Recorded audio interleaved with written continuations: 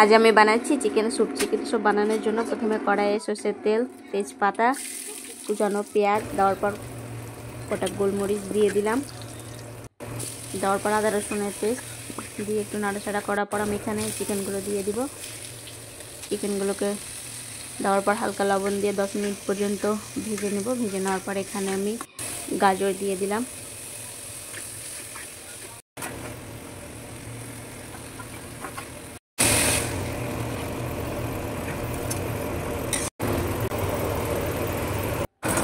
তারপর এখানে আমি চালের গুঁড়ো নিয়ে নিয়েছি, চিকেনগুলোকে দিয়ে দিলাম। যাতে স্যুপটা একটু গাঢ় হয় এখানে দুটো ডিম আমি ফেটিয়ে নেব, স্যুপে দিয়ে দিলাম।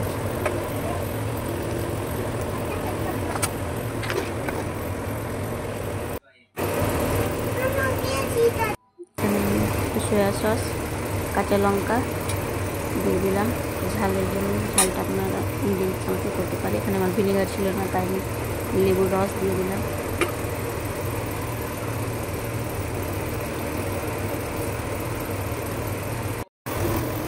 তো ফাইনালি রেডি আমার চিকেন স্যুপ।